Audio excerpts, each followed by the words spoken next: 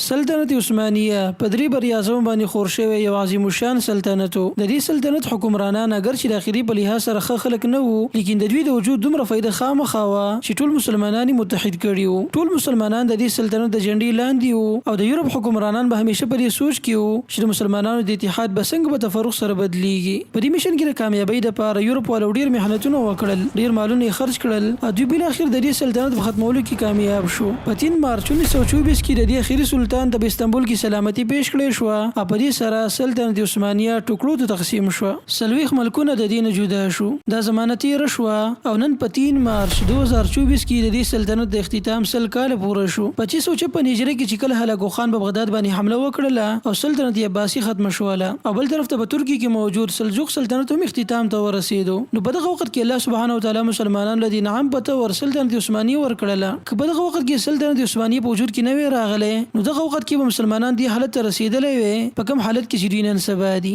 سلطنت عثمانیه یو قوي او طاقتور سلطنت حسابيږي په تاریخ کې. د دې سلطنت چې څومره حکمرانان تیر شوي دي، په دې کې اکثر حکمرانان داسې وو چې په قرآن حدیث پوهیدل او په فقه باندې مبور لرو. نن د سلطنت عثمانیه د ختمیدو سل کال پوره شو او دا ډیره د افسوس خبره ده چې په دې سل کال کې اوس پوری مسلمانان ته دوباره داسې سلطنت میلاو نه شو او دا په تاریخ کې اولنې ځل دی چې مسلمانان د داسې قسم تفرق سره مخامخ دي.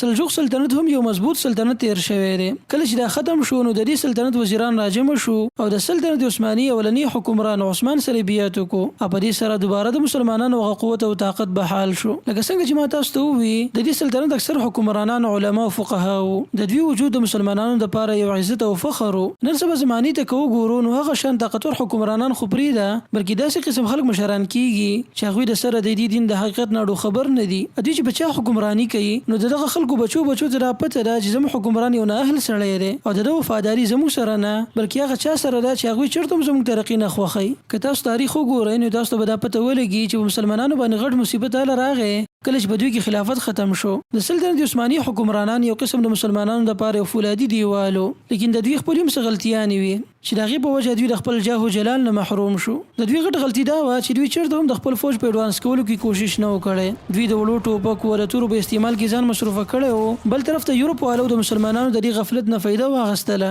دوی خپل فوج منظم کو، نوې اسلحې جوړې کړې او دین علاوه نور ډېر داسې ساز و سامان تیار کو چې هغه مسلمانانو چېرته په خوب کې هم نه ولیدلې. بل طرف ته مسلمانان د قومیت په تعصب کې اخته شو، عربو د ترکو خلاف بغاوت وکړو او انګریزانو سره ملګري شو. د انګریزانو په دغه وخت کې د عربو نه ډېره فایده واخیسته. د انګریزانو د عربو سره ډېرې وعدې کړې وي او کله چې د دې وعدو د پوره کولو وخت راغی نو انګریزان شاته شو او په غدر خیانت کې د مسلمانانو په خلاف یو داسې جال خور کو چې اوسه پورې مسلمانان د هغې نه بهر ته راونوتل. تاسو چې نن سبا په عراق، شام، اردن، لیبیا، فلسطین او یمن کې څومره هم بدامني نه نو د دې اختلافاتو او بدامنۍ بنیاد انګریزانو ایښودی دی. خلاصه دا د ملګرو چې تر څو پورې مسلمانان متحد شوي نه وي، په دوی داسې خلک نه وي حکمرانان شوي چې هغوی عقلي، فکري او تهذیبي سوچ کې ډېر په اعلی مرتبه کې وي. تر څو پورې چې مسلمانانو خپل ځان په قوت، طاقت او ټکنالوژي کې د یورپ والو سره برابر کړی نه وي، نو دوی چېرته هم خپل عروج دوباره نشي لیدلی. دا دنیا هغه چا ته سلام کوي چې د مستقبل سوچ کوي او ورځ تر ورځه په خپل قوت او طاقت کې زیاتوالی پیدا کوي. نو که چېرته مسلمانان ځان د دې غفلت د دور نه بهر ته راوباسي، په قرآن سنت باندې منګولې ولګوي، خپلو نوجوانانو کې بېحیایي ختمه کړي، نو دا ورځ لرې نه ده چې مسلمانان به دوباره د یو مضبوط قوت او طاقت په صورت کې دوباره وجود ته راشي. ملګرو دا زما د زړه یو درد و چې ما تاسو ته وړاندې کو. نور سوال به کو چې الله سبحانه وتعالی دې په مسلمانانو باندې رحم وکړي او الله دې دوی په خپل منځ کې اتفاق او اتحاد نصیب کړي. آمین.